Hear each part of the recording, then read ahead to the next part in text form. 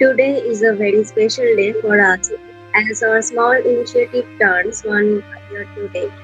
Voices from the Periphery began as a small idea sparked by a shared vision to create a space that amplifies the voices of the marginalized, the silenced, and the often forgotten. What started as a conversation between a few passionate friends has now evolved into a collective of scholars, students, and activities, each committed to exploring the history, struggles, and resistance of those living on the margins of society. This initiative is driven by a collective desire to challenge dominant narratives, explore subaltern histories, and bring forward untold stories that deserve to be heard. In line with our mission, we are proud to announce the launch of our biannual journal, The Tales of the Marginals, which will serve as a platform for innovative research and critical discourse surrounding issues of social justice, inequality, and marginalized voice. This journal will be of the collective work of our members, scholars, and collaborators, aimed by creating an academic space that champions subaltern narratives, challenges hegemonic structures, and promotes inclusive scholarships. Our journey has just begun, and we are deeply committed to pushing forward the discourse on the margins, amplifying voices that need to be heard and contributing to a more just and equitable world. Now, I will request our host Ayush for the introduction. Thank you, Rakhi. Uh, as Professor joined us, today marks the first anniversary of Voices from the Periphery, a collective born out of vision to amplify the silenced and the marginalized. Our core mission is to engage with critical scholarship focused on subaltern histories, post-colonial theory, gender, caste, identity, while fostering a space for dialogue and research that connects academic inquiry with lived experience. We seek to engage for both contemporary and historical issues, drawing attention to the complexities of power and oppression and resistance. Over the past year, this initiative, rooted in critical inquiry and driven by compassion, has grown through the support of friends, mentors, and scholars who believed in the importance of speaking from and for the peripheries. On this special occasion, we are honored to host a lecture by the eminent historian Professor Sekhar Bandyopadhyay, who will deliver a talk on situating Dalit in the history of partition in eastern India 1946 to 64. This theme lies at the heart of our mission to bring forward voices and histories often neglected in mainstream discourse. We are truly grateful to Professor Bandyopadhyay for joining us in commissioning the important milestone. Professor Sekhar Bandyopadhyay is a distinguished historian and professor of history at Victoria University of Wellington, New Zealand. He was the founding director of the New Zealand India Research Institute and is a fellow of both the Royal Society Te Aprangi and the New Zealand Academy of Humanities. Educated at Presidency College and Calcutta University, his research focuses on the history of nationalism and caste in colonial and post-colonial India, as well as the Indian diaspora. His notable works include From Policy to Partition, a very famous book, History of Modern India, Caste, Protest and Identity in Colonial India, the Namashudras of Bengal, 1872-1947, and Caste and Partition in Bengal, The Story of Dalit Refugees, 1946 to 1961. He was awarded the prestigious Rabindra Sriti Puruskar, Rabindranath Tagore Memorial Prize, in 2014 for his path-breaking work, Decolonization in South Asia, Meanings of Freedom in Post-Independence India and Pakistan. Professor Bandyopadhyay's scholarship has significantly contributed of an understanding of South Asian history, particularly in highlighting the experiences of marginalized communities. Without further delay, now I will ask Professor Bandyopadhyay to start our lecture. Up to you, sir. Thank you, Ayush and Rakhi and Pallav and all others who are involved in this association. And at the very beginning, in my conversation with Pallav and Ayush, I said that students listening to an academic lecture on a Sunday morning, I find it very encouraging and heartening. And these days, I uh, do not give many lectures because I'm getting old and all kinds of other things are coming. But when you people came to me and said that this is an entirely student led initiative to study history, particularly history of the marginal people, I could not really ignore your request. Now, what I have decided to do in this lecture is to draw from from my most recent book, um, and I will take on a marginal group, which for a very long time, I would say until recently, just about last few years, they remained in the background of mainstream historical writing. And I'm drawing, as I said, I'm drawing from my most recent book, which I don't think many people yet had a time to read it. But I will also be drawing from my earlier books as well to elucidate some of the points. But I'll be giving you a very broad brush history, starting from about 1945-46 to about mid 1960s. So it will be in very broad brush narrative. But in the question answer session, I would rather like to engage in conversation to bring in more finer points and more nuances in this. Now, the book which I'm talking about was called Caste and Partition in Bengal. Now, when we bring these two words, caste and partition, together, it sounds a bit odd because in our discussion of partition, caste as a social category is not usually discussed or situated.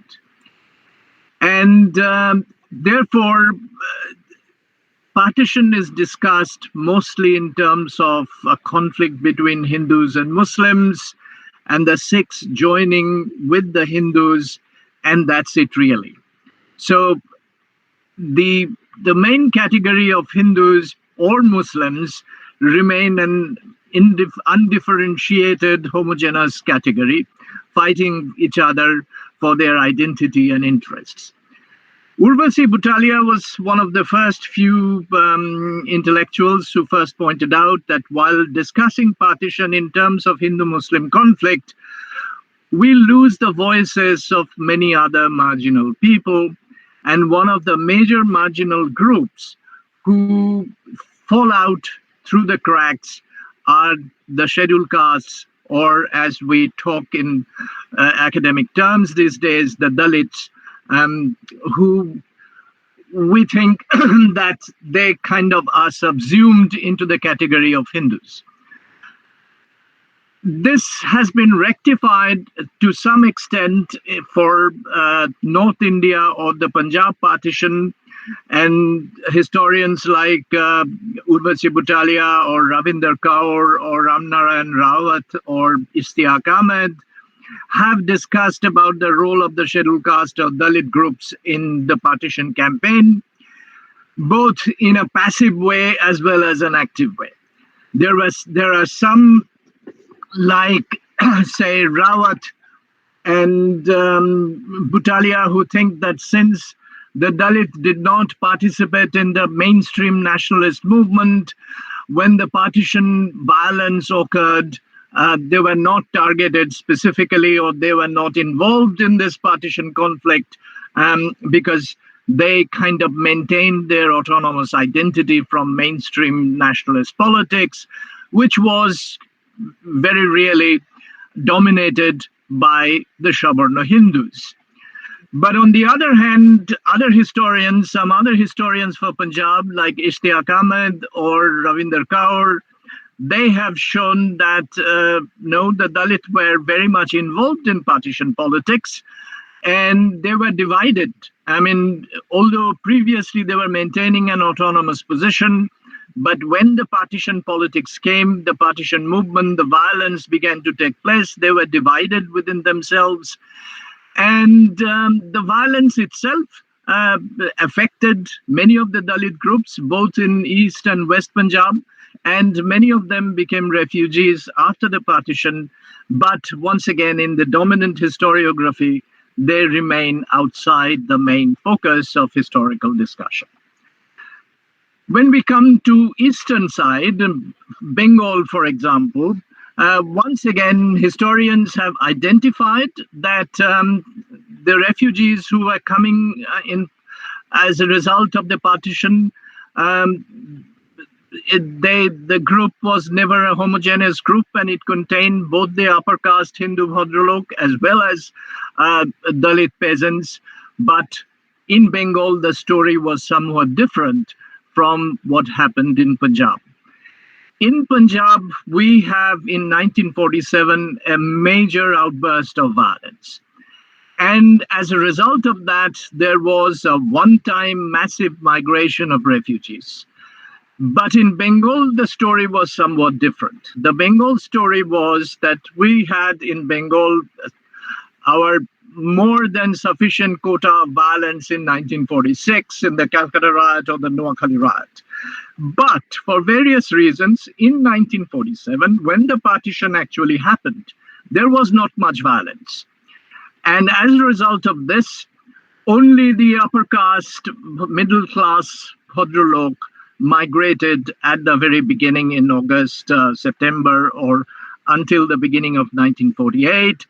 Whereas the lower caste or lower class peasants belonging to Dalit groups, mainly one of the major groups involved were the Namashudras of Eastern Bengal and the Rajbongshis in North Bengal, which were very directly affected by the partition, they did not migrate. Why did they not migrate? One of the reasons of their not migrating at that stage was, of course, lack of resources. Because migration, if it is not under compulsion, as I said, there was not much compulsion in August 1947 in Bengal because there was not much violence. So when there was not a compulsion to migrate, the migration depends on availability of resources. The middle class Bhadralok had cultural as well as financial resources, social resources with which they could think of migrating.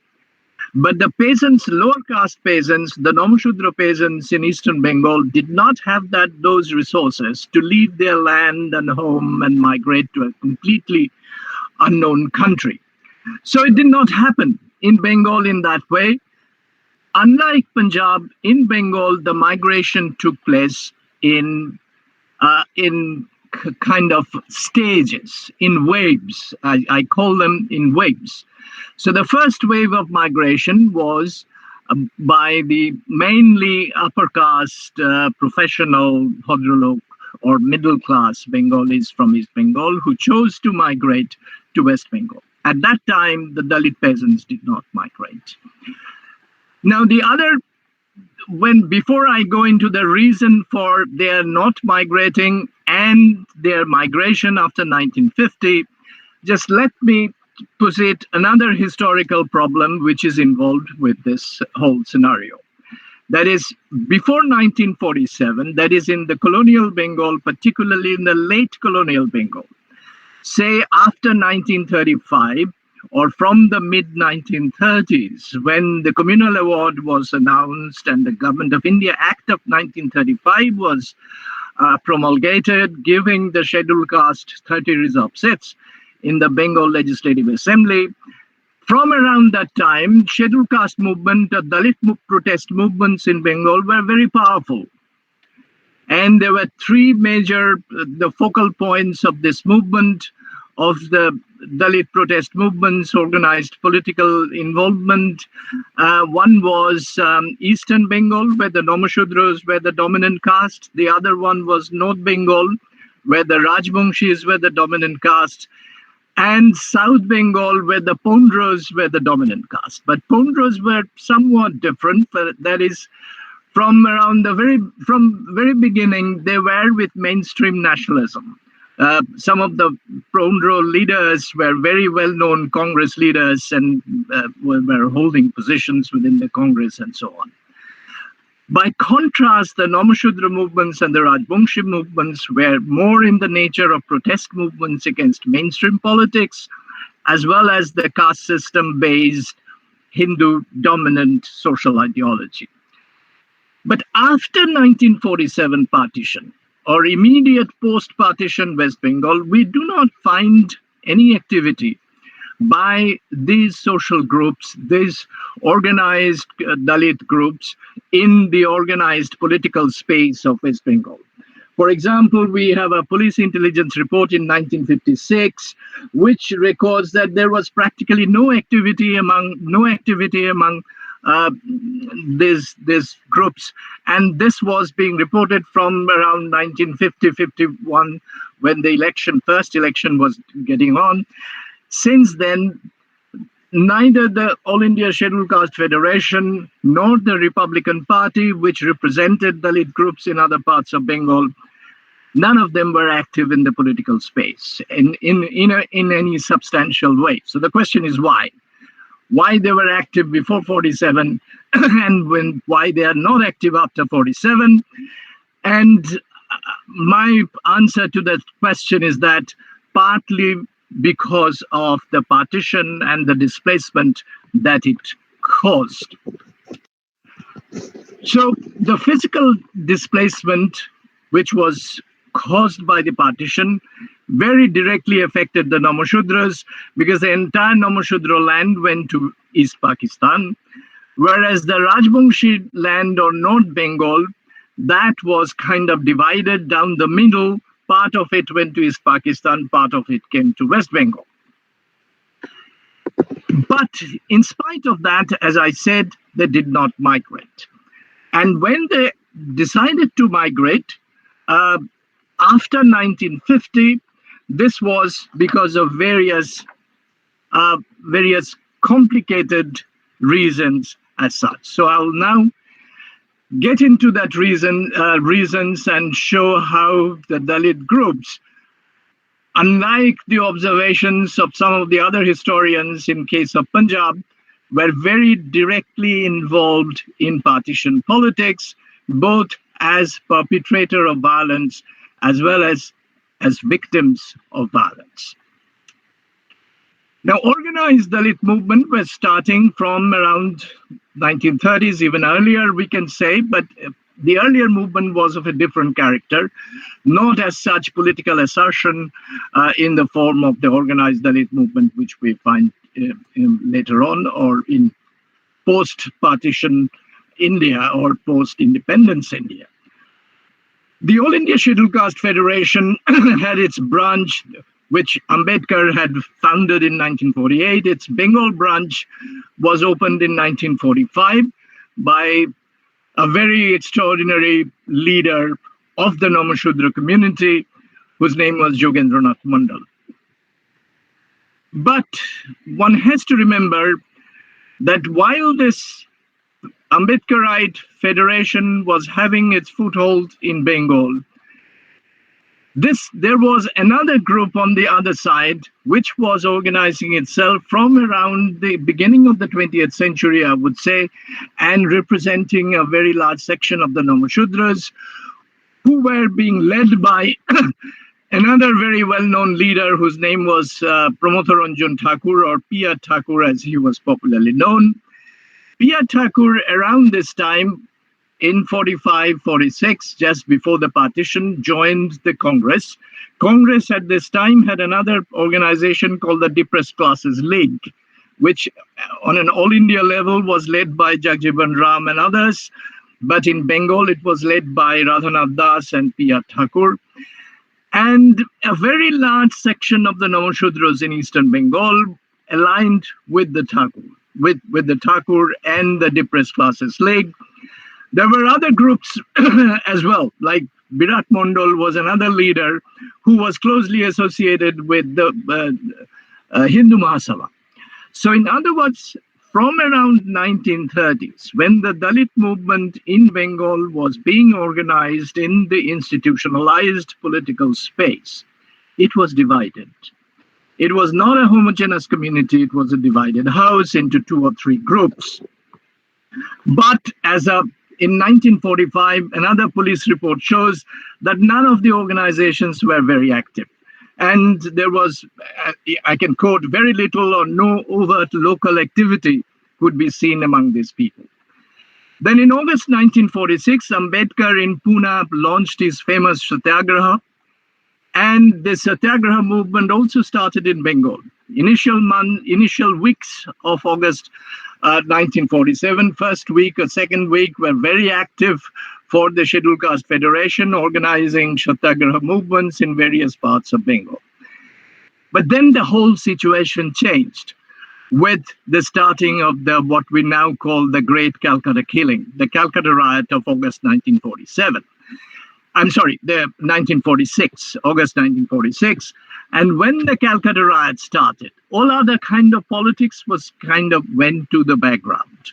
And everyone is involved. And now I've shown with empirical evidence from police records and other things that in this Calcutta riot, as the new records show, both communities, Muslims and Hindus, were equally involved. And among the Hindu side, Dalits or the scheduled caste groups, particularly the Chamars and others, were very much actively involved in the Calcutta riot. And the Calcutta riot of August 47 was followed by the Noakhali riot of October 1946. And in the Noakhali riot, once again, the Hindus were targeted. And among the Hindus, there were many, many Namashudras. Now, their villages were attacked and razed to the ground. So, in other words, the Dalit groups who were marginal to the Hindu social organizations were brought into the partition politics and related violence and other activities, and they were equally affected by the violence, as well as they also became themselves perpetrators. What happened after this?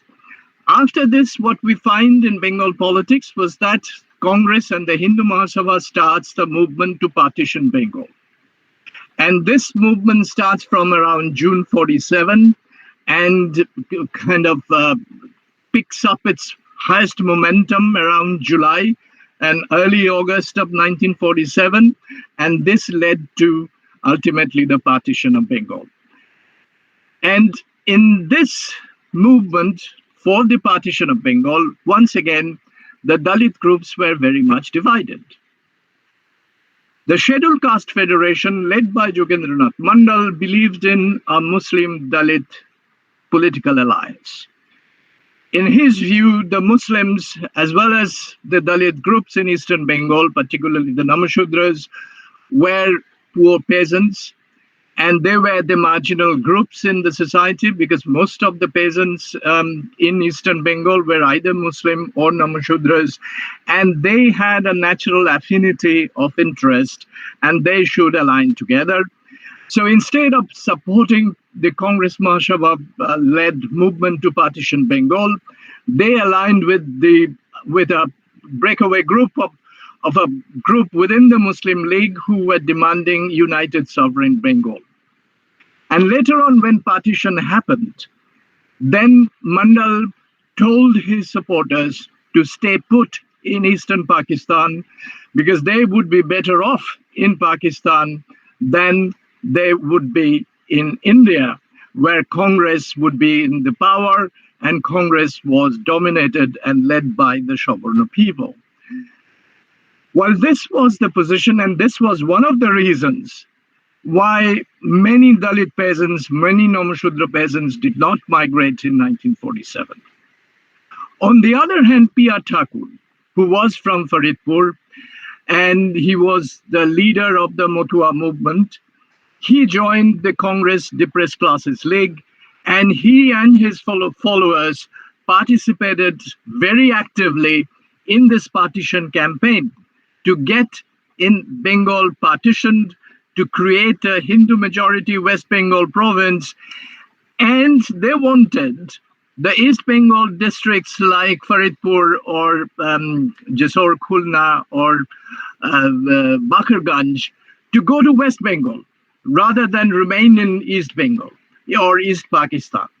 But that did not happen. When partition happened, they found that the entire Eastern Bengal had gone to Pakistan, and the entire Namashudra habitat, their space, had gone to East Pakistan.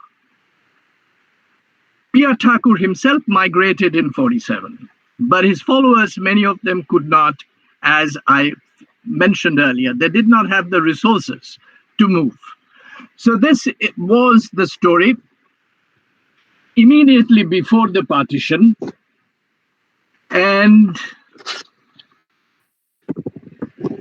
when the partition happens, from around, say, beginning or mid-40s, the scheduled caste groups in Bengal were sharply differentiated and divided on this partition issue. But still, in the first wave of migration, there were only few Dalit peasants or Dalit artisans who migrated or who could migrate. But then those who remained in East Pakistan, Jogen Mandal himself remained in East Pakistan. He became the chair of the Pakistan Constituent Assembly, and eventually he became a labor and law minister in the central cabinet. And along with his followers, the peasants, the Namashudra peasants who remained in East Pakistan, Mandal initially argued that he believed in Muhammad Jinnah's promise. Jinnah, in his first lecture at the Pakistan Constituent Assembly, had guaranteed equal right for all minority groups in New Pakistan.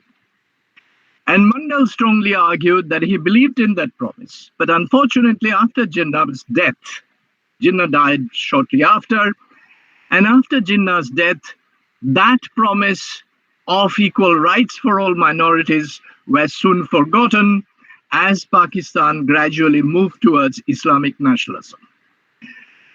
And as Islamic nationalism became more and more dominant and Muslim League itself became more and more marginalized, the Pakistani nation began to define its own identity and its other. Its other were all non-Muslims. And soon in state policies, the distinctions and differentiations within this group of non-Muslims were forgotten. They were all the other of the nation. And as a result of that, a kind of putative Hindu identity was somewhat imposed on the Dalit peasants, on the Namashudra peasants who lived. And Jogen Mandal himself was representing as a member of the central cabinet, representing the interests of the Hindu minorities as well as the scheduled castes or Dalit groups. So in other words, there was even more kind of compulsion for those who remained in Pakistan to live with an imposed kind of Hindu identity. And this was further, as the oppression of the Islamic nationalist groups began, this was appropriated by the Hindu media, the media in Calcutta, which began to portray all those who lived in East Pakistan as the beleaguered Hindus oppressed by the Muslim majorities and so on. So, and this environment kind of erupted by December or January, February 1950, when there was a major riot. When there was a major riot in Khulna, in a village called Kalshira. Now, the other parallel development which had been taking place around this time was the re-emergence of communist movement in both East Pakistan and West Bengal. And once again, the major participants, as in the previous Tebhaga movement, the major participants in these communist insurgencies, both in West Bengal and in East Pakistan, were the lower caste peasants belonging to Namashudras or Rajvanshi caste, etc. So in January 1950, there was an anti-communist, anti-insurgency movement in a village in Khulna, and those police force were resisted by the villagers. One policeman died, and then there was a reinforcement came, and there was even more repression of these groups, and this led to a riot in Khulna and led to the first migration of about 500 people from Khulna to West Bengal. And then the news of this migration as well as oppression was picked up by the Calcutta newspapers, and stories began to spread. And this led to widespread riot once again in West Bengal. And this West Bengal riot pushed many Muslims towards East Pakistan. And this 1950 riot in West Bengal is very rarely discussed, but it was a major riot, major migration of Muslim artisans and laborers, so much so that some of the jute mills had to be closed because all their laborers had fled. This led to counter riot, counter violence in East Pakistan. And this violence was really kind of repetition of what happened in Punjab in August 1947. And this was a massive violence starting from Jessore, Khulna, and ending in the worst riot in Borishal in February 1950. And this was mainly targeted at the peasants, mainly the Dalit Nomashudra peasants, and there was a kind of incentive to them. This was a kind of incentive to them to migrate to India.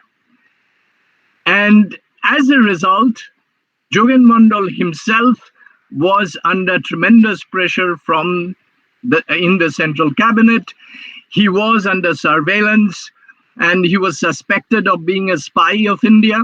So he fled Pakistan, came to West Bengal, and then his followers, all the peasants, the Nomashudras, kind of fled, migrated from East Pakistan to West Bengal. And around that time, more than about, it started from around January 1950. By the end of 1950, about 1.5 million people had migrated from East Pakistan to West Bengal. This was the second wave of refugee migration related to the partition. And of this 1.5 million, the majority, about more than 70 to 75%, were Nomashudra peasants. Now, and here comes the problem of refugee rehabilitation, and here comes the issue of marginalization of Dalit groups within the space of state rehabilitation policies. The earlier migrants who came, they were mainly middle class, upper caste, Bengali Bhadralok. They came with some cultural, financial capital, as well as social and cultural capital. They were educated, professional, skilled people. So the state somewhat considered them as assets who could be used for various other purposes. But when this lower caste peasants began to migrate, they were considered to be the burden, quote unquote. And this comes in various speeches of ministers and MLAs over these months when this migration was coming. And Nehru at this stage believed that they were not really fleeing from violence, they were not really partition refugees, but they were economic migrants. Because after August partition, East Pakistan faced a major economic crisis, and they were fleeing from that economic issues, and the communal violence added to it. So Nehru signed the famous Delhi Pact with his counterpart, the Pakistani Prime Minister.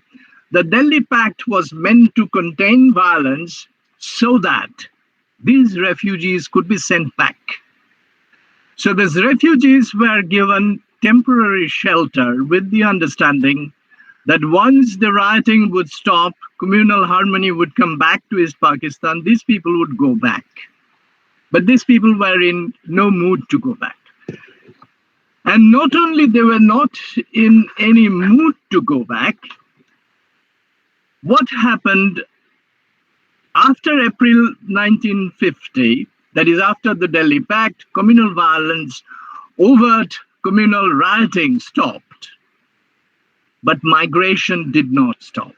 Why the migration did not stop? And the migration went on until 1957, over 6-7 years, when the border was sealed to stop them from coming to West Bengal. Now, why this continued migration of a very marginal Dalit peasant group from East Pakistan to West Bengal? This is a major question which answers our kind of initial question that why Dalit protest kind of disappeared from, and why the Dalit Muslim alliance, which Jogen Mandal had talked about, why that alliance failed, and why this Dalit group had to migrate, and what happened to them after migration. The Dalit Muslim alliance broke down because there was in East Pakistan around this time a major crisis of space. Because there was also, which we do not consider it as a factor, there was a major influx of Muslim refugees from West Bengal and Bihar into East Pakistan. And also Muslim refugees coming from Assam. So all these Muslim refugees had to be rehabilitated in East Pakistan. And as it has been shown in the case of Punjab, that incoming refugee inflow creates an outflow of refugees. That when a group comes in, there has to be space to rehabilitate them. How do you do that? By sending your minorities to the other country. So when the Hindus coming to East Punjab, the Muslims had to leave East Punjab and Delhi and go to Pakistan to vacate the space. And the same thing happens in East Pakistan in 1950-57.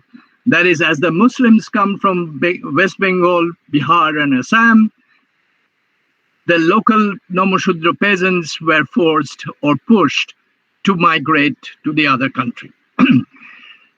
What happened? This Muslim Nomoshudra, Dalit Muslim understanding was there for about 100 years.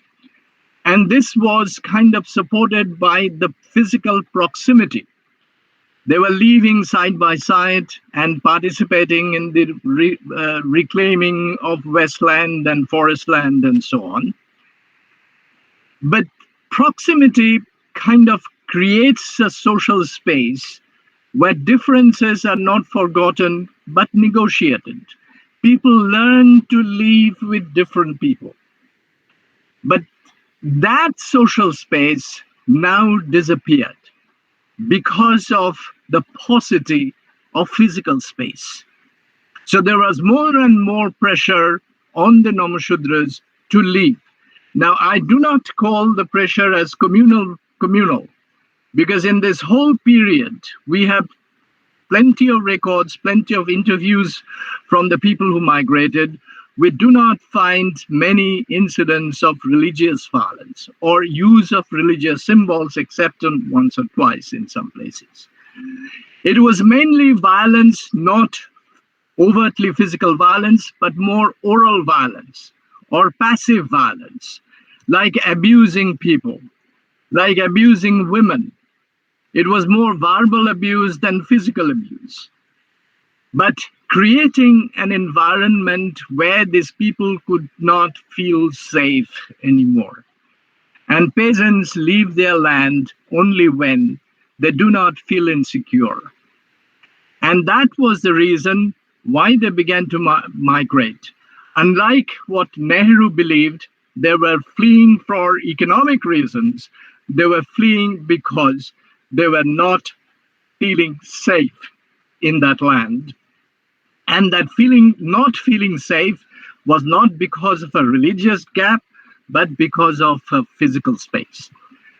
So I call this violence as conjunctural violence.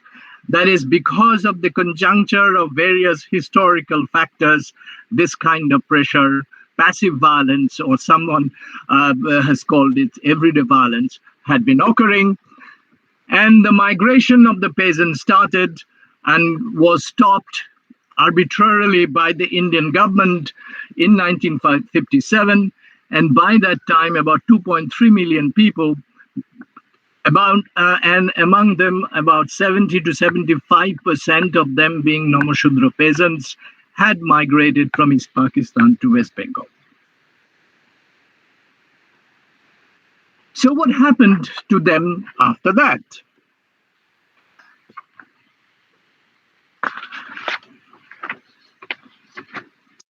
So when they come to West Bengal, or some went to Assam, there was a metamorphosis of their identity. They were no longer Namashudra peasants. They were no longer Dalit peasants. The word Dalit was not being used at that time, but they were calling themselves Namashudras. Scheduled caste or Topshili Jati, that identity has also arrived. But they were not anymore Namashudra peasants. As one of the refugees, one of these Namashudra migrants that we have interviewed, he said, we lost all our identities. We became refugees, quote unquote. So the refugee becomes another all-subsuming marginal identity in the social space of West Bengal. Now, I mentioned it at the very beginning, refugee is not a homogeneous identity. There were many shades of differentiation within this category of refugees. And so we can say that while the early refugees, who were mainly upper caste, middle class, Bhadralok refugees, they were treated differently. I can go into details later on. They were treated differently than these peasant, lower caste or Dalit refugees who came after 1950. The major position of the government, both the West Bengal government as well as the central government rehabilitation departments, was that these peasant refugees had to be resettled in land, in agriculture, as if they were not eligible for doing anything else. There were suggestions for industrial training, for retraining them for other kind of jobs, but the government stuck to its point that since they are peasants, they will have to be settled in agriculture. And there was the other argument that in West Bengal, there was not enough wasteland or reclaimable wasteland or agricultural land where these refugees could be settled.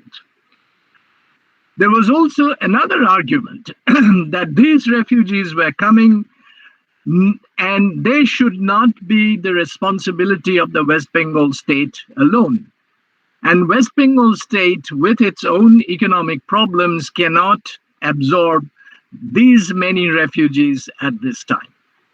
So what to do with these refugees? These refugees could not be sent back.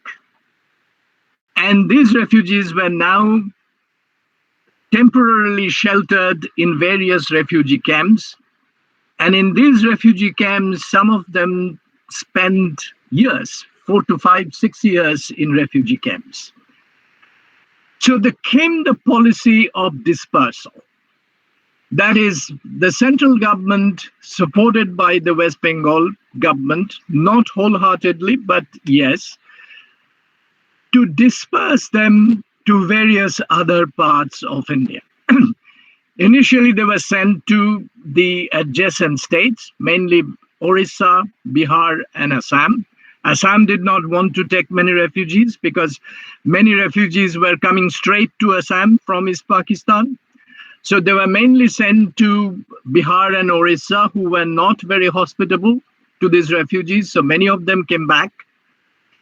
And then came the marvelous Nehruvian development logic, which argued that these peasant refugees were no longer were not just refugees who have a right to be rehabilitated in a cultural space which they want, but they are productive labor, and not just productive labor, productive cheap labor.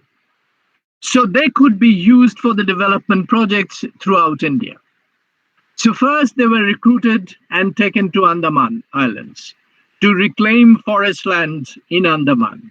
If you go today in Andaman, very large section of the population belong to the Namashudra refugee community and their descendants. When Andaman was settled, then the other policy came, that is to settle them in Dandakaranya, which was mainly spread over Orissa, Madhya Pradesh, and later Andhra Pradesh, which was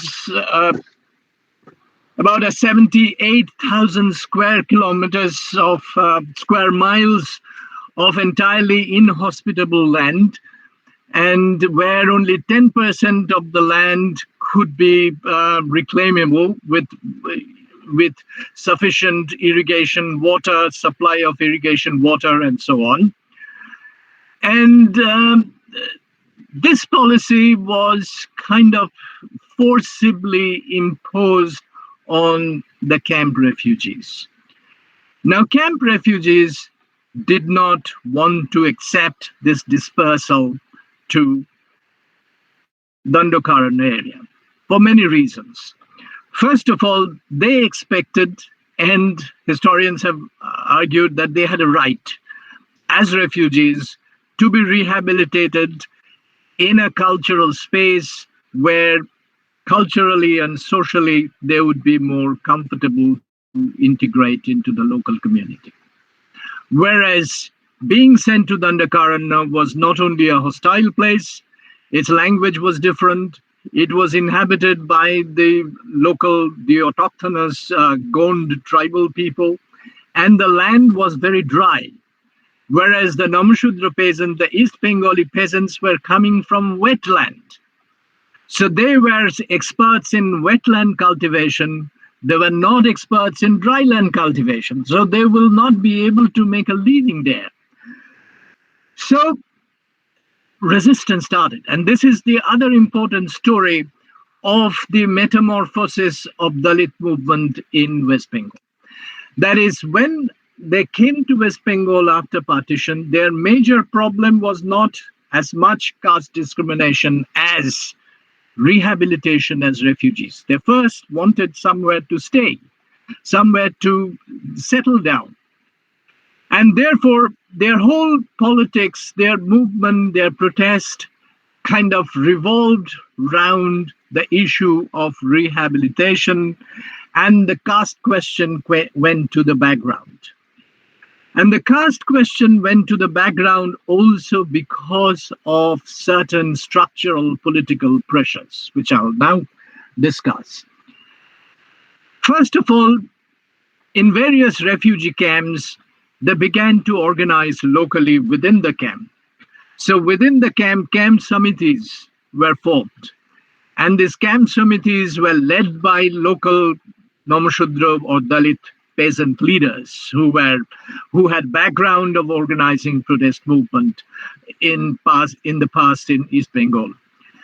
So this local camp level organization to resist the dispersal policy of Dandakaranya, as well as resistance to various corrupt cases of corruption and maladministration within the camps and so on. But their major focus was on resisting the dispersal plan that is being forcibly sent to Dandakaranya. But the problem is, as long as they were locally organized within the camps, no one really took care of them. No one really took notice of them.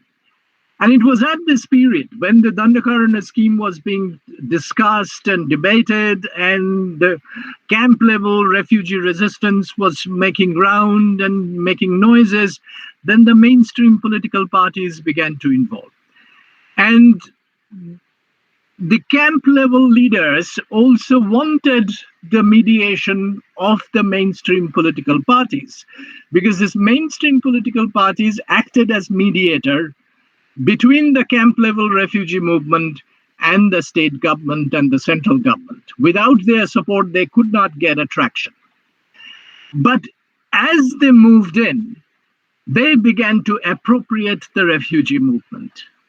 And what happened? There were two groups which were involved. One was called the UCRC, or the United Council of uh, sorry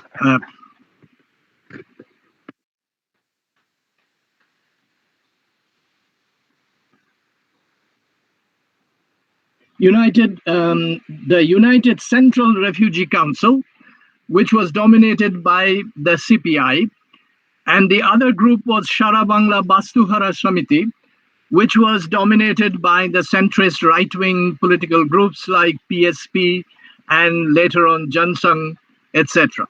So both left and right, both the two mainstream groups began to get involved in camp politics in the resistance movement. As a result of that, once again, what had happened before the partition, it happened again after the partition. This refugee movement became divided. The major sad story is the Satyagraha of 1958. 1958, there was a major refugee satyagraha against the Dandakaranya scheme. Now, remember, about 30,000 refugees were arrested. What was the form of the movement? Every day, continued for more than a month or so, every day, thousands of refugees, both men and women and children, would travel to Calcutta. And they would march from Sialda stations and Howrah stations towards the CBD. They would congregate at Subodh Mullik Square, and from Subodh Mullik Square, they would march towards the Raj Bhavan and the Writers' Building, and the entire CBD was paralyzed. This was going on for days, for more than a month. But the problem was, there were two parallel satyagrahas happening, one under the leadership of UCRC, and the other was under the leadership of the SBBS, or Shara Bangla Bastuhara Samiti. And the two groups refused to join hands. There were negotiations at the leadership level, but the leaders would not go together. So there were two parallel movements happening at the same time in Calcutta, and it was easy for the state government to suppress it. So ultimately, it did not go anywhere. I won't say it did not go anywhere. Bidhan Rai, who was the chief minister, he promised that no one would be sent to Dandakaranya without their consent. But that promise was not kept. Soon, when the movement dissipated, to the disappointment of the refugees, the government reneged on that promise. And from 59, once again, the refugees were forcibly sent to Dandakaranya. The second important aspect of the history of this period was the emergence of Jogen Mandal as a refugee leader. When both the URC and SBBS kind of failed the Dalit refugees, Jogen Mandal formed his Eastern India Refugee Council. Eastern India Refugee Council was meant to serve the interest only of the Dalit refugees, for which he was criticized. He was criticized by the leftists that he was dividing the refugee group, but that division had already taken place. He was not dividing. He was taking up the interest of the Dalit refugees particularly, and he was very much against the communists, because he thought that the communists were kind of misleading the refugee movement. And in fact, in February 1959, the UCRC and the CPI completely washed their hands from the refugee movement of the camps. And Jogen Mandal, with the East India Company, with the East India Refugee Council, once again organized a satyagraha in 1959, 60, 61. And this movement, once again, was a very powerful movement. Thousands of refugees moved towards Calcutta. The CBD was kind of jammed. But once again, Jogen Mondal soon began to find that on his own, and Congress did not like him because at the time of partition, he had aligned with the Muslim League and supported partition. So on his own, his movement was not being taken notice of by the Congress government, either in the state or at the center. So at this stage, he began to move to the right. He was alienated from the left, so he began to move to the right, and he became this East India Refugee Council became closely tied to Jansang and the SBBS once again. With their help, they organized another satyagraha in 1961, but ultimately, before the pujas in October 1961, he had to withdraw his movement because his movement was not going anywhere. And in the meantime, thousands of refugees from the camps were being sent to Dandakarana. And this was because of the structural compulsion that as a Dalit leader on his own, without the support of the organized political parties, he could not take his movement to the next step where it could create a pressure on the government to listen to what the refugees were saying. So this is the major reason, the two reasons being that one was after migrating to West Bengal, these Dalit groups who were leading the All India Scheduled Caste Federation politics before partition had to struggle for their existence and rehabilitation.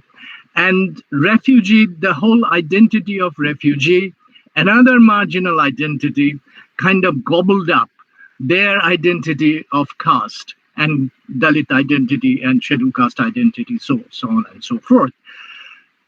Now, historians like Doipan Sen has argued that this resulted in a decline of caste politics in Bengal. I would look at it in a different way.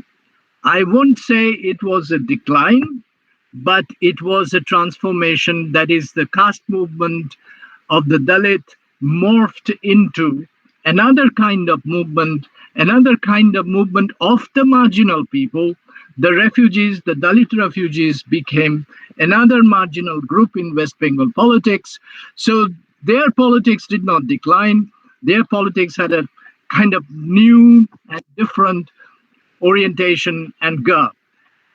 And that the movement did not decline is shown by its later resurgence in recent years. If it had gone, if it had disappeared, it would not have resurfaced in recent years.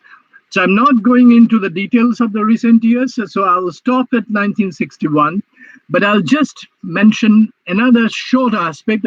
I think I've taken almost the time I thought I would speak for, but just 1 or 2 minutes. While Jogen Mondal was doing this, there was another trend that was represented by P.R. Thakur. P.R. Thakur was the descendant of Guruchand Thakur and Harichand Thakur, who had initiated the Matuar religious movement, and it was around the Matuar religious movement that the Namashudra movement had coalesced in the late 19th and early 20th centuries. Now, P.R. Thakur had joined the Congress, and he supported the dispersal policy without knowing very much about the situation in Dandakarana. He argued, he persuaded the Namashudra refugees to go to Dandakarana, and he thought that in Dandakarana they would create a new Bengal. But he did not know the nature of the soil, which was very different from that of East Bengal. So it was not possible for them to create another Bengal, but in a different physical and cultural environment. But he supported the Dandakarana movement. He became a part of the Congress, became a minister. But one thing he did, he started Thakurnagar colony, which was the first and possibly the first in Bengal, certainly, if not in India, I don't know. But certainly in Bengal, the first Dalit colony which was started by Dalit initiative. So in course of time, thousands of refugees who did not go to camps but chose to self-rehabilitate, they settled down in Thakurnagar and also around other places in North 24 Parganas and the district of Nadia, the adjacent district of Nadia. And he started the Motua movement, or I would say restarted the Motua movement as a kind of spiritual movement when the dispersal had taken place. And he was disillusioned with the Congress by 1964 when he resigned from the Congress and his ministry and the ministry and joined the Bangla Congress and then eventually lost the election. At that time, by that time, the Namashudra refugees had been dispersed all over India. Some of them in West Bengal, some of them in Andaman Islands, some of them in Madhya Pradesh, Orissa, and Andhra Pradesh. So P.R. Thakur relaunched in 1986 his Motua movement as a kind to create an organization which was more kind of virtual organization and a spiritual organization of which all these dispersed Namashudras were members. So in other words, he created when the Namashudras lost their physical space, they created a spiritual space and created an organization which could bring in all these dispersed people into an imagined homeland, which is Thakurnagar, which is the cultural center of the Namashudra Dalit refugees all over India right now at this moment. So I'm not going into the details at the moment, and I would like to stop here by just saying that one reason why we do not see any organized Dalit movement immediately after partition in the 1950s and 1960s was because of these very complex reasons. Thank you. Thank you, sir, for your wonderful lecture. And thank you for your wonderful lecture once again. And now we will ask to our audience who joined in the Google Meet and who are watching from our Facebook and YouTube, who joined in our Google Meet. They can unmute themselves and ask the question directly to sir, or they can write into directly chat box, or I will speak for them. And who are in our YouTube and Facebook, they can also post their question in the comment box, so I will read for them. Those who will be writing, please read it out for me. Yes, sir, I will read it. So I have one question in our Facebook. So, sir, can I ask the question? Yeah, please. Thank you, sir. Considering the Eastern Indian refugees crisis post-1947, especially the long duration influx between 1946 and 1964, to what extent did the state-sponsored refugee rehabilitation programs, particularly the Dandakaranya project and camp settlements in West Bengal, create a new internal caste stratification among displaced populations? Can we claim that the process of, in quote, Dalit rehabilitations was not merely a socio-economic measure, but a continuation of caste governance through bureaucratic recording, thus altering the very nature of Dalit identity formation within the post-colonial state structure? I will both agree and to some extent disagree. I mean, yes, my major conclusion in my book has been, and I still believe in that,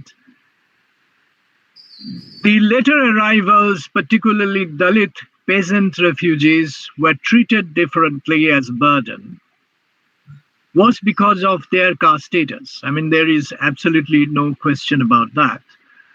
And this was evident in the way they were classified, in the way they were treated at the border checkpoints, the way they were treated at the refugee camps, and the way the public policy of rehabilitation was discussed.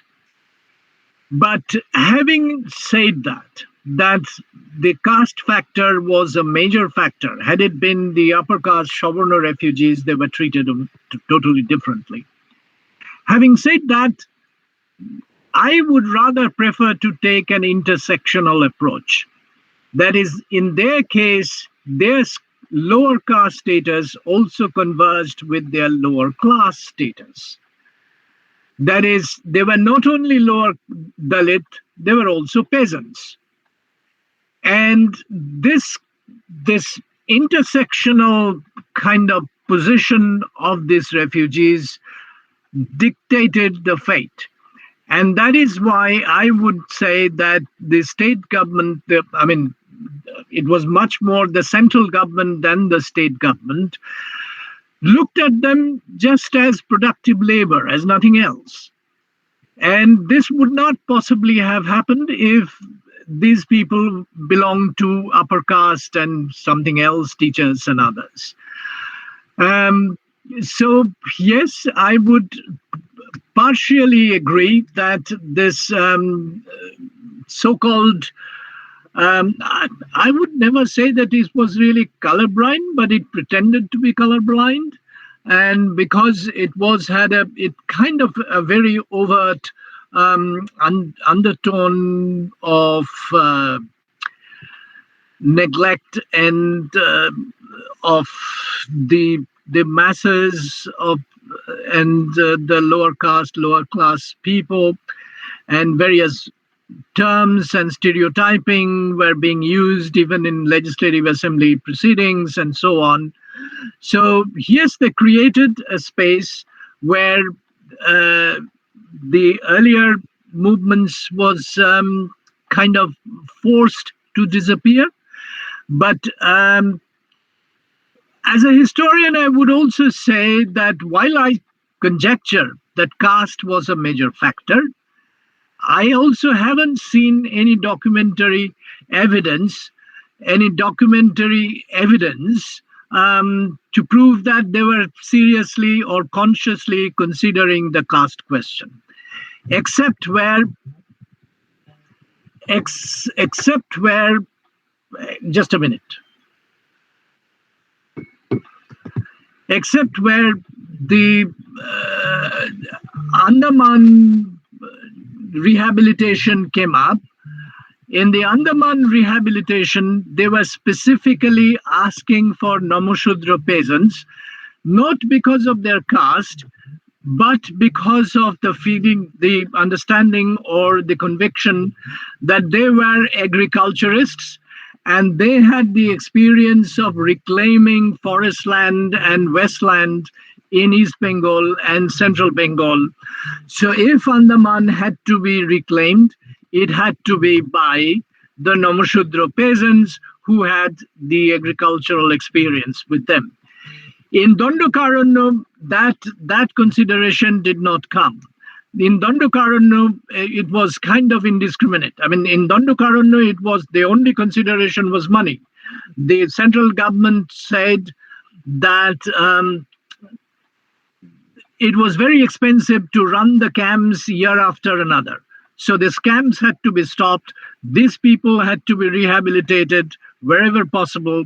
And the national development was tagged onto the question of rehabilitation.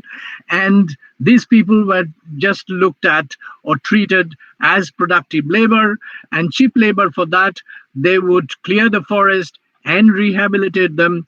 And the government, central government, very clearly said, we will kill two birds with one stone. So yes, caste was a major factor, but I cannot say that as a historian that there is any documentary evidence to prove or anything that there was a conscious policy to weaken the caste movement by sending them. But if not conscious, there was certainly, one could conjecture, there was a subconscious policy behind that. Thank you, Okay. sir. We have two questions in our chat box. I will read for you. So Raki Mandal is asking one question that in light of the fragmented and often caste-blind nature of official partition era archives, such as refugee registration files, land resettlement records, and government correspondence, how can the historian critically reconstruct the Dalit experience of migration and rehabilitation in eastern India? What methodological interventions are necessary to read against or beyond the archive to locate Dalit voices that were systematically marginalized in both bureaucratic and nationalist documentation? Yes, I mean, I completely, that's a very important question. No, the history of these marginalized Dalit refugees who were marginalized both in terms of class and caste cannot be reconstructed only from the official archives. One has to go beyond the archives, and that's what we have done in our book. That is, oral history interviews is absolutely necessary to know about the experience of these people. But having identified these people, uh, having identified the victims of these policies, you can still use the government archives to get details of how these policies actually worked. And with that information, if you go to your oral history method and interview the people that you want to portray, you can relate their everyday experience of what was happening in the refugee camps or in Dandakaranya to the actual official considerations that were going on. And not just oral history. In recent times, many of these Dalit refugees have written their autobiographies. From Manoranjan Bapari to Manohar Moli Bishras and others, number of autobiographies have now come out, written by the Dalit refugees who suffered in the refugee camps. I have used Manoranjan Bapari very extensively because he gives very detailed accounts of life within the refugee camps. But other than that, this is the most well-known example. But other than that, there are a number of this first what we call the first-person narratives by former Dalit refugees who lived in the village, in the camps.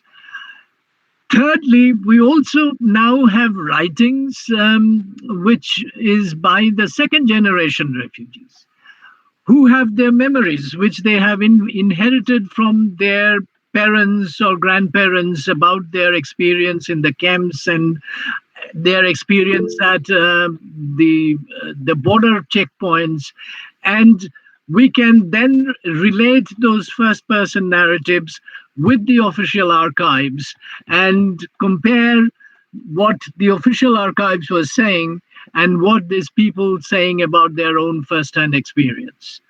So no, I'm completely with the agreement that this is kind of history cannot be written only from official archives, because official archives gives you only the one particular aspect of the history. You have to use other kind of sources. Yep. Thank you, sir. Professor Mukherjee raised a hand. Please unmute yourself and explain. Yeah. Am I audible now? Yes, Yes, yes, Am I you are. audible? Well, I would like to begin by thanking Sekhar Da for this very, very lucid talk. Now, I just have one query. You have highlighted here and in other writings of yours about this kind of what should I call this subsuming of Dalit identity into other identities. He yourself has highlighted like how the peasant identity, because of this agriculturist identity. They were feeling kind of affinity with the Muslims and all that. So, taking a cue from that, I would like to ask whether it would be totally wrong to argue that one of the underlying causes for what happened with Dalit movement, if we call it weakening or divisive or whatever, during and after partition, was that the formation of Dalit identity, the solidification of Dalit identity was not that strong. If you compare it, if you compare what happened in Bengal with this kind of identity formation to what happened in other parts of India, like South India, and you know that there were other kind of social movements like temple movements and all that, which gradually became politicized. From social content, there was a kind of transition into a politicization and all that. So because of this fact, the Dalits had kind of multiple identities, maybe as peasantry, and also because, as we also said, the spiritual orientation, process of sanskritization, maybe they were kind of aspiring for upward mobility and all that. Maybe that was one of the reasons why it uh, kind of became weaker. I mean, it came later, maybe the Dalit identity formation, but then it remained weak. Just I would like to know your response. Thank you. Yes, very good point. I mean, throughout my professional career, I have been trying to suggest about not essentializing any identity.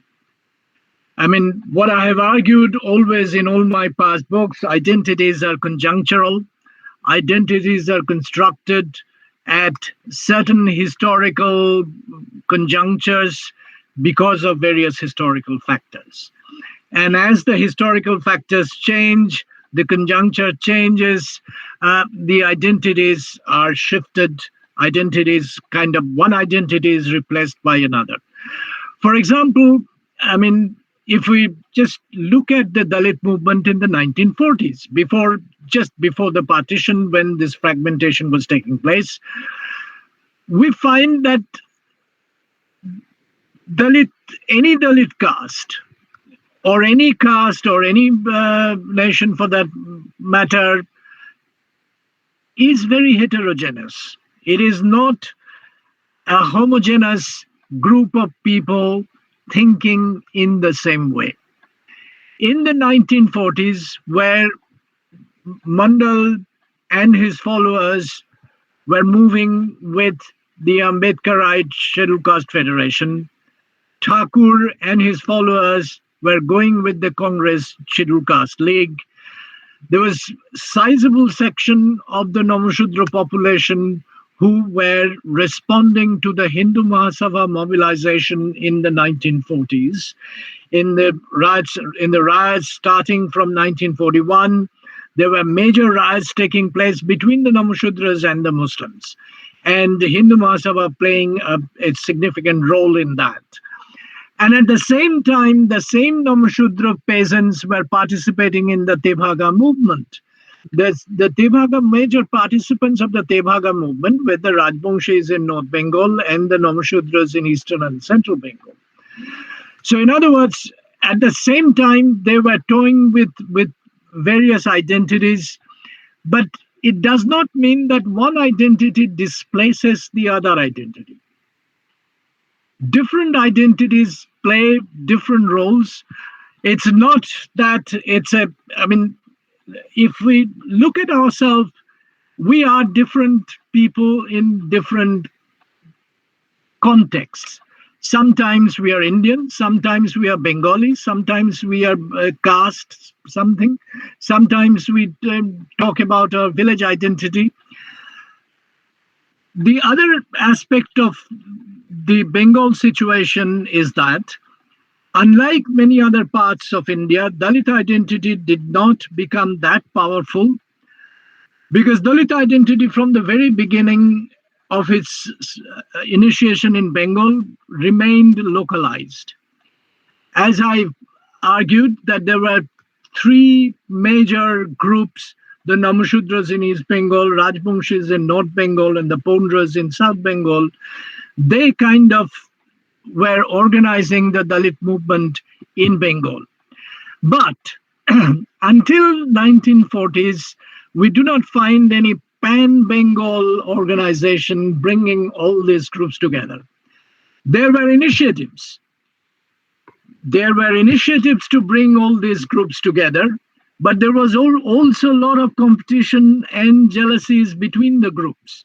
There was always a complaint that the benefits that were created by the protective discrimination policies, the reservation policies, were being taken away by the dominant groups like the Namashudras and Rajbangshis, and the smaller groups were losing out. And also the numerical situation was also very important. Apart from these three or four major groups, other groups were so small and dispersed across the Western Bengal and Central Bengal, they did not coalesce together. And another aspect of this movement, which I keep pointing out, is the relevance of space. That once a community live in a contiguous space, it is easier for them to socially mobilize. But if they are dispersed across a large space, across various districts or various states, it is difficult to mobilize, it is difficult to unite and organize. So, in other words, I do not think that any of the community has been ever monolithic community, never homogeneous. All these communities had always been heterogeneous, and various identities were shared by different groups within them from time to time. But this does not mean that the other identity has been displaced. I mean, the same peasants who participated in the Tevaga movement were also participating in the caste-based organizational movements at the same time. Or at points of time, they were participating in the riots against the Muslims. There were series of riots between the Hindus and between the Namashudras and the Muslims from late 1930s and early 1940s. And so they were traveling between identities, but that does not mean that one identity is being displaced by the other. That would be my position. I'm not saying that it's a kind of flux, but identities are strengthened and they get articulated in the social space by certain historical conjunctures. This we have to remember. Thank you. Thank you, sir. We'll take one last question by Vijay Kumar. You can unmute yourself and ask the question to Director sir.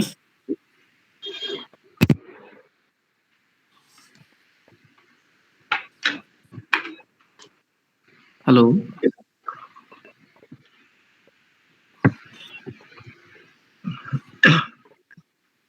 I think some network issue happened. So then we'll take the last question from a chat box. Pramod Dash asked the question that while migrating, the middle class Namashudras were coming with social and cultural capital also. What is the meaning of this social and cultural capital? Social and let's start with cultural capital. I mean, very simple cultural capital was education. The peasants were not coming with that cultural capital, which can get you a job coming to West Bengal. Or they did not have any other skills. The artisans came with some certain skills, but the peasants were only peasants. They had to learn other skills, but they were not coming with the skills. But whereas the middle class people, they were coming with social and cultural capital. By that I mean they were mostly educated. Education was a major cultural skill. And other than just general education, many of them were professionals. They had professional skills. Some were lawyers, some were engineers, some were doctors, and so on. So they also brought that professional skills, the general education, and so on. So that's the kind of cultural capital I'm talking about. And the other is social capital. Social capital is the social networking that the middle class, many of them had their relatives in West Bengal in good position. Many of them did not go to the refugee camps, but lived with their relatives in their houses, and later on, with the money they had got or the money they could borrow from their relatives or friends, they could buy a land and get a house and so on. So they had this cultural capital, the education to seek jobs in to jobs in various professional fields, and also their social network where they had relatives and friends who could support them, and also very importantly their political networks. So many of the middle class refugees who were coming, they were active in politics in East Bengal. Some of them were members of the Congress party, some were members of the Communist party even. And after coming to West Bengal, they got in touch with their political parties, and with that, they eventually could rehabilitate themselves. I mean, for example, P.R. Thakur himself is an ideal example to cite. He was a member. He had joined the Congress party, and he had become a member of the Constituent Assembly as a Congress nominee. So when he came to West Bengal, he lost his constituency. So for the first election, he did not stand in election because he did not have a constituency. But there is a Congress party to help him. That is the social capital. So by social capital or cultural capital, we mean education, skills, and social networks, which these Dalit peasants did not have. They just came with nothing, and they did not know anyone. So they just came to depend on the state with the expectation that the state would take care of their rehabilitation. Thank you, sir.